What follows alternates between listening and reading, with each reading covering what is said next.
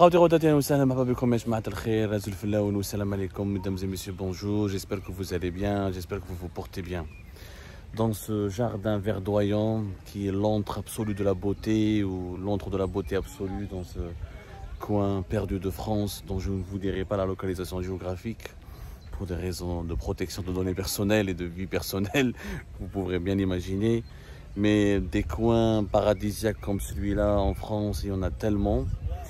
Et j'ai profité de cet endroit qui me donne tellement d'inspiration. Et malgré la beauté de ce pays d'accueil qui est la France, je crois que dans mon cœur, ça ne va jamais égaler ou effacer les traces indélébiles de la beauté de ma chère Algérie qui nous manque tant. Quand on aime son pays, on a beau visiter les plus beaux pays du monde, on a beau tomber sur le charme des plus beaux pays du monde. Et Dieu sait que à travers le monde, il y a beaucoup de beaux pays. Et la France, je crois qu'elle est à la tête du podium de ces beaux pays du monde. Mais l'élégance, le charme, la beauté, les adjectifs manquent. L'Algérie sera éternellement l'Algérie. Elle sera irremplaçable dans nos cœurs. Je voudrais profiter de cet endroit paisible et apaisant pour partager avec vous une information importante. Il s'agit d'une information que nous avons pu confirmer au cours de nos investigations et qui nous indique que Abdelmadjid Tebboune, le président de la République, le président algérien, envisage sérieusement d'adopter une grâce présidentielle lors de la fête de l'indépendance qui sera célébrée le 5 juillet prochain pour gracier l'écrivain franco-algérien Boualem Sansal. Boualem Sansal devrait être gracié le 5 juillet prochain.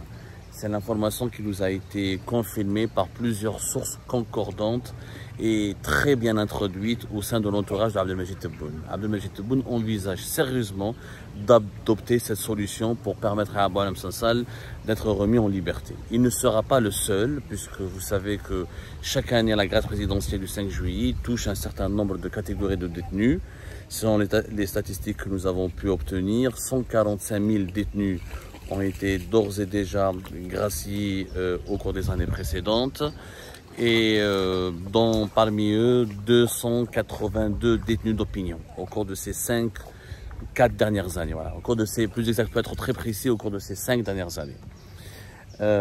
Cette grâce présidentielle ne devrait pas toucher que Boualem Sansal. Selon nos investigations, Mohamed Lamine Belghit, le fameux historien qui a été emprisonné depuis le 3 mai 2025, à la suite de ses déclarations incendiaires, extrêmement violente contre la Mazérité, où il a assimilé la Mazérité à un complot franco-sioniste et à une invention de puissance étrangère qui voudrait diviser le territoire algérien, qui voudrait diviser la nation algérienne, qui voudrait l'affaiblir et la recoloniser.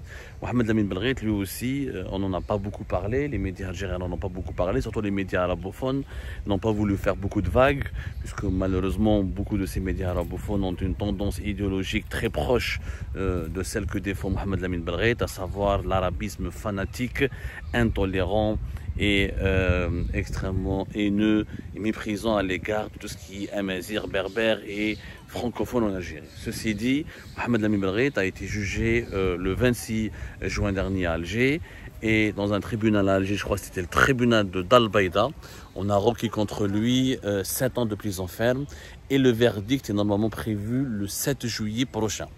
Ceci dit, selon nos sources, il est possible que ce verdict soit avancé vers le 3 juillet prochain ou le 2 juillet prochain, afin qu'il puisse lui aussi bénéficier d'une mesure de grâce présidentielle qui interviendra à la suite de son premier jugement. Allez-y madame, vous pouvez aller. Je suis en train de... C'est pas grave. Voilà, mesdames et messieurs, je suis en train de faire, comme vous savez, mon tournage en pleine nature. Donc les gens essayent de profiter un peu de ce jardin public extrêmement beau et charmant. Donc, Mohamed Lamine Belghit et Boualem Sansal, selon nos sources, feront partie des personnalités inscrites sur une liste de détenus que le président algérien de la République devra gracier d'ici le 5 juillet prochain. Ce n'est pas une décision officielle. c'est une réflexion sérieuse qui a été entamée. Je ne peux pas vous la confirmer. Je n'ai pas envie de vous confirmer. Je ne peux pas m'engager à la confirmer officiellement. Je ne travaille pas à la présidence. Je ne suis pas le porte-parole de la présidence algérienne. C'est à la cellule de communication du palais présidentiel d'Al-Mouradia de confirmer ou d'infirmer cette information. Je ne pense pas qu'ils vont réagir puisque la mesure était censée rester secrète. Nous avons voulu la dévoiler d'abord pour encourager Abdelmajid Tebboune à l'adopter. Je pense que cette réflexion doit être concrétisée et elle doit se transformer en une décision officielle puisque les deux personnalités, quelle que soit l'opinion qu'on a à leur égard, quelle que soit la répulsion qu'on peut avoir à leur égard, quel que soit l'attachement ou le soutien ou les divergences qui peuvent nous opposer, enfin ces personnalités, Mohamed Lamine Belreit et Boualem Sansal, elles ont autant de partisans que de détracteurs. Moi, naturellement, je dirais que le cas de Mohamed Lamine Belreit est beaucoup plus grave que le cas de Boualem Sansal. Parce que Mohamed Lamine Belreit, il exclut pas une ou deux régions de l'ouest du pays. Il exclut les origines et les constances de la nation algérienne, en considérant la majorité comme un complot franco-sioniste. C'est vraiment la haine à l'état pur. Mais je l'ai dit, comme je l'ai dit le premier jour, comme lorsqu'il a été incarcéré le 3 mai 2025, dans le cadre de la détention préventive, sa place n'est pas en prison. Je le dis et je le répète. Il faut que notre pays redevienne un pays civilisé.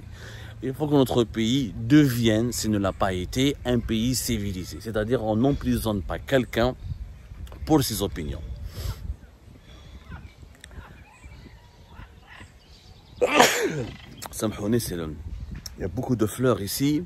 Ça commence à me donner de l'allergie. C'est un jardin extrêmement verdoyant et très fleuri. Très très fleuri. Il y a une variété incroyable de fleurs.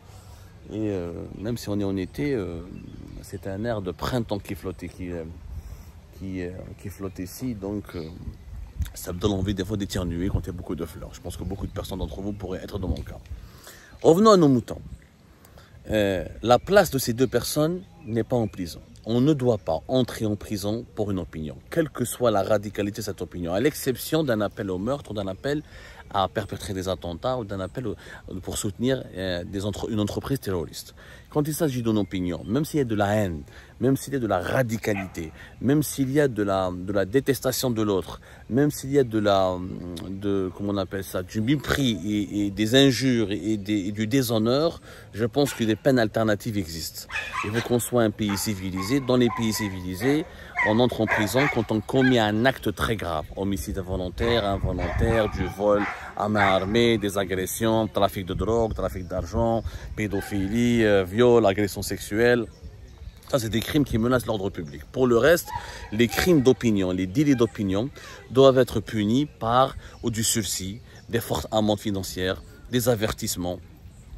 Mais on ne peut pas envoyer en prison des personnes pour des délits d'opinion, surtout quand il s'agit de personnes très âgées comme Boualem Sansal, y compris pour Mohamed Lamine Belreit, qui est moins âgé que Boualem Sansal et qui est dans un état de santé meilleur et plus étincelant que celui de Boualem Sansal, qui souffre, je rappelle, d'une tumeur cancéreuse. Je crois qu'Abdelmajid Tebboune ne doit pas hésiter, d'abord pour deux raisons. Si on veut enfin surmonter cette crise entre l'Algérie et la France, il faut libérer Boualem Sansal. Il faut remettre en liberté Boualem Sansal. C'est une condition sine qua non qui permettra vraiment de baisser les tensions entre les deux pays. La classe dirigeante française, elle l'a expliqué à maintes reprises. La libération de Boualem Sansal et la remise en liberté de Boualem Sansal est devenue une question de principe pour la France. D'ailleurs, Emmanuel Macron joue toute sa crédibilité. Et toute la classe politique, y compris de la droite, surtout de la droite, l'extrême droite française, attend de pied ferme le verdict du 1er juillet prochain, qui sera pour elle un baromètre qui permettra d'évaluer la crédibilité d'Emmanuel Macron. Le maintien en détention de Boualem Sansal sera vécu pour Emmanuel Macron comme étant une gifle, comme étant un camouflet, comme étant un échec personnel et une humiliation. Ce qui ne manquera pas malheureusement de susciter ou de diffuser des tensions supplémentaires, mais cette fois-ci plus vives et plus violentes dans cette crise algéro-française qui, je rappelle, va fêter son triste anniversaire de première année à la fin du mois de juillet 2025, puisque depuis la fin du mois de juillet 2024, il n'y a plus d'ambassadeur d'Algérie à Paris et les deux pays ont entamé un bras de fer diplomatique et politique qui dure jusqu'à aujourd'hui en provoquant d'énormes dégâts sur les passerelles humaines, les immenses passerelles humaines qui lient l'Algérie à la France. Officiellement, selon nos investigations, officieusement, je ne dis pas officiellement, je corrige, officieusement, nous avons pu confirmer au cours de notre enquête et au cours de nos recherches plutôt, que les autorités algériennes ont envoyé des messages officieux aux autorités françaises, les assurant de la remise en liberté de Boualem Sansal. D'ailleurs, la preuve que ce message est bien parvenu à l'État français, les autorités françaises ont instruit, ont contacté ces derniers jours l'ensemble des partis politiques français, l'ensemble des médias lourds français, l'ensemble des personnalités médiatiques et culturelles et politiques françaises pour leur demander de ménager l'Algérie. De ménager l'Algérie. Je dis bien de ménager l'Algérie en attendant la libération de Boualem Sansal. Les autorités françaises ont expliqué à travers des canaux de communication directs et indirects mais informels, ils ont demandé à un certain nombre de personnalités politiques et médiatiques et à un certain nombre de canaux politiques et de canaux médiatiques de ménager l'Algérie, de ne plus s'attaquer à l'Algérie, à ses symboles et à ses dirigeants pour ne pas entraver et pour ne pas perturber et pour ne pas saboter ou compromettre le processus de libération de Boualem Sansal. Ici en France, ces assurances des autorités algériennes, elles ont été prises au sérieux et elles ont été, on va dire, récompensées, ou elles ont bénéficié d'un renvoi d'ascenseur, voilà, on peut dire des choses comme ça.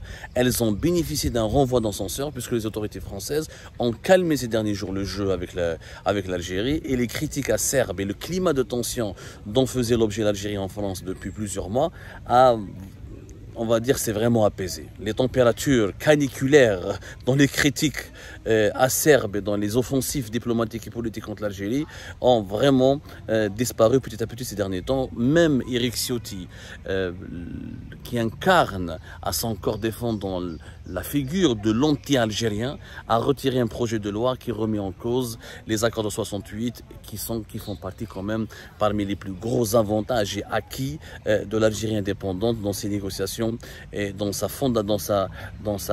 gestion des relations bilatérales avec la France.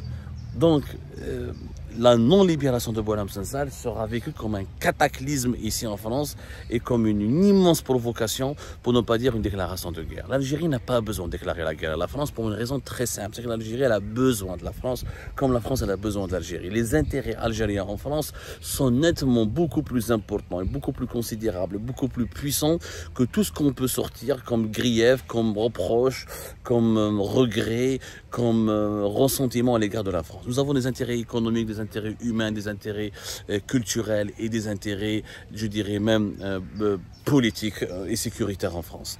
Je crois que la relation entre l'Algérie et la France, elle est très précieuse et elle devra être préservée.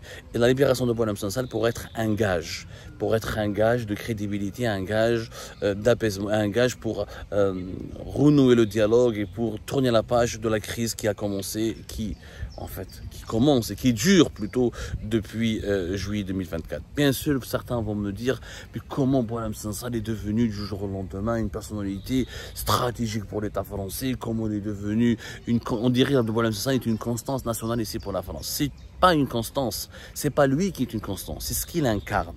C'est-à-dire l'intellectuel libre, libéral, qui a un regard très critique sur la religion, la religiosité, les fanatismes, le conservatisme, le combat anti-islamiste de Boualem Sansal. Il est extrêmement bien vu ici en France, bien apprécié. Et même s'il est français que depuis 6 mois, en réalité, la France l'a adopté depuis plusieurs années et elle le considère parmi ses intellectuels et parmi ses meilleurs représentants et meilleurs ambassadeurs de la francophonie. Donc la France, elle en fait une affaire de principe, d'autant plus que son emprisonnement, à ses yeux comme aux yeux d'une grande partie de la communauté internationale, il est complètement injuste, il est complètement arbitraire. Je crois que l'idée de libérer Mohamed Lamine Belghait et Boualem Sansal le jour de la fête de l'indépendance du pays est une très bonne idée. Elle doit être concrétisée. Abdelmadjid Tebboune pourra ainsi renvoyer un message positif à l'égard de la France, à l'égard des francophones, des élites francophones algériennes ou à l'égard des partisans de Boualem Sansal en Algérie et en France.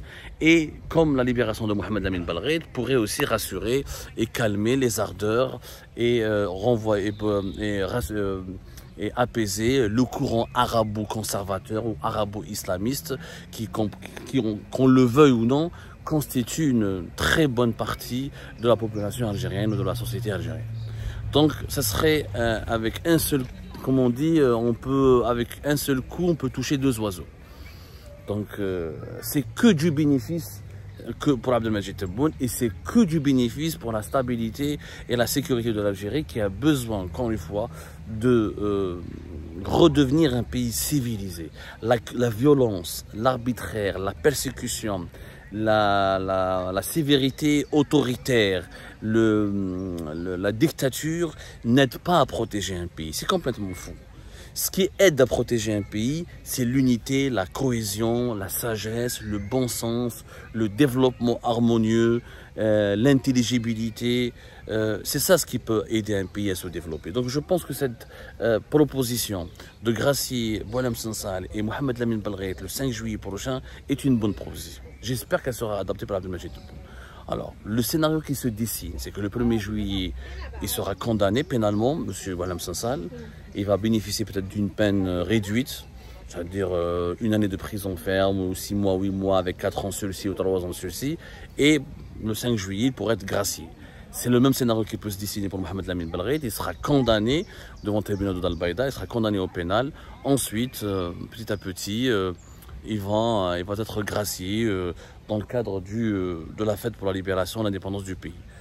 Je crois, encore une fois, que ce scénario est ce qu'on peut attendre de mieux pour, encore une fois, sortir, calmer le jeu diplomatique et géopolitique avec la France, et aussi renforcer la cohésion du pays et adopter une autre approche vis-à-vis de certains courants radicaux que l'État algérien a du mal à gérer, a du mal à contrôler ou à réguler, à l'exception, au-delà du cadre répressif très brutal qui malheureusement génère beaucoup de dégâts. D'abord, quand on réprime trop les personnes, on les transforme en héros, on les transforme en personnes, on leur offre une publicité mondiale, une médiatisation ultra internationale, et ils deviennent des figures et des leaders d'opinion, ce qui n'est pas bon, parce que ce sont des personnes radicales, comme pour le cas de Mohamed Lamine Belghait. Boualem Sansal, on peut le considérer aussi comme une personne radicale, parce que quelquefois, ces critiques contre l'Algérie et la société algérienne sont extrêmement... quelquefois, elles sont extrêmement limite, on va dire. Quelquefois, elles dépassent un peu le cadre du bon sens et elles dépassent de fois le cadre du politiquement correct. Mais bon, il faut absolument, si on veut construire un pays sûr, un pays développé, un pays stable, on doit accepter l'autre. On doit accepter la liberté d'opinion de l'autre. Et on doit surtout accepter un principe que les gens ne doivent pas aller en prison pour leurs opinions. Une opinion est combattue par une autre opinion. Une idée est combattue par une autre idée. Elle n'est pas combattue par une cellule de prison. Parce que les idées, on ne peut pas les enfermer dans une cellule de prison. Les idées, on ne peut pas les incarcérer. Une idée, une notion, une idéologie, elle ne peut pas s'enfermer ou être enfermée dans une prison. C'est pour ça que l'extrémisme, la haine de l'autre, le fanatisme, l'intolérance, elles doivent être combattues par des idées. Je crois que la grâce présidentielle du 5 juillet, elle sera extrêmement salutaire. Boualem Sansal la mérite. Mohamed Lamine Belghait, même si je n'ai aucune affection pour ce personnage, mais même si je ne suis pas du tout d'accord avec lui, je pense encore une fois qu'il ne doit pas rester en prison.